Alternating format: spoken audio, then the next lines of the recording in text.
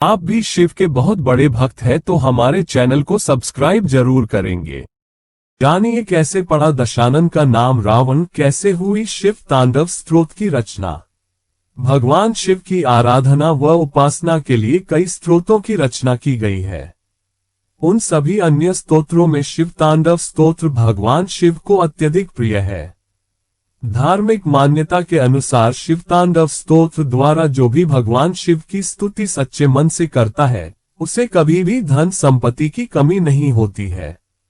शिव तांडव स्तोत्र का पाठ करने के भगवान शिव की असीम कृपा प्राप्त होती है। ये स्तोत्र दशानन के द्वारा रचित है। भगवान शिव के द्वारा ही दशानन का नाम रावण रखा गया। तो चलिए जानते हैं कि कैसे हुई शिव तांडव स्तोत्र की रचना। शिव तांडव स्तोत्र की पौराणिक कथा।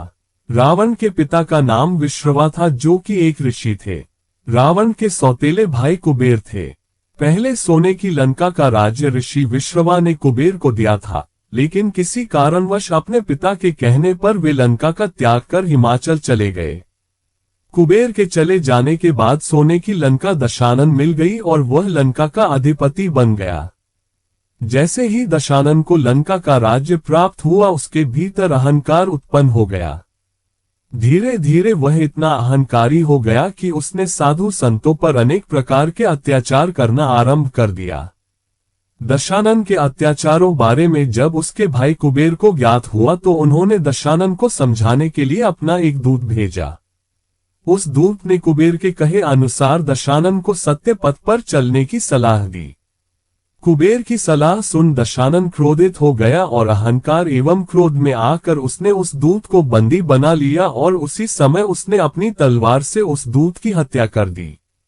दूत की हत्या करने के पश्चात भी दशानन का क्रोध शांत नहीं हुआ। क्रोध में वह कुबेर की नगरी अलकापुरी पर आक्रमण के लिए निकल पड़ा और कुबेर की नगरी को तहस नहस कर दिया। उसके बाद अपने भाई कुबेर पर भी उसने गदा का प्रहार किया, जिससे कुबेर घायल हो गए।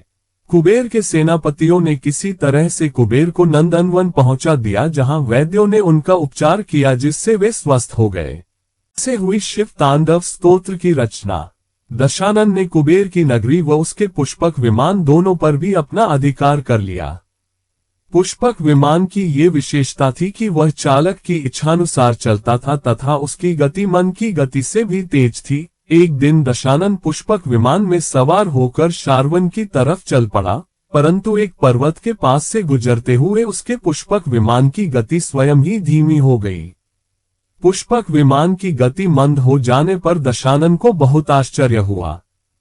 तभी अचानक उसकी दृष्टि सामने खड़े विशाल शरीर वाले नंदीश्वर पर पड़ी। नंदीश्वर ने दशानन को चेताते हुए कहा कि यहाँ भगवान शंकर क्रीड़ा में मग्न है, इसलिए तुम वापस लौट जाओ। लेकिन कुबेर पर विजय पाकर दशानन अत्यंत दंभी हो गया था।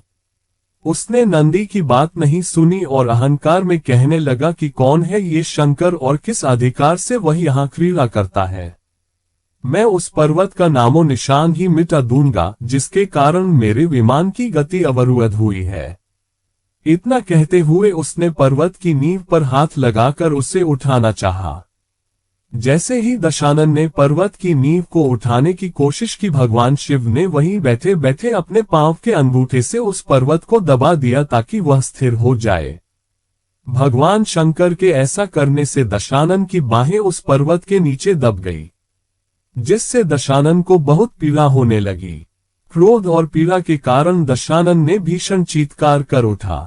उसकी चित्कार इतनी तेज थी कि ऐसा लगने लगा जैसे मानो प्रलय आ जाएगी। तब दशानन के मंत्रियों ने उसे शिव स्तुति करने की सलाह दी।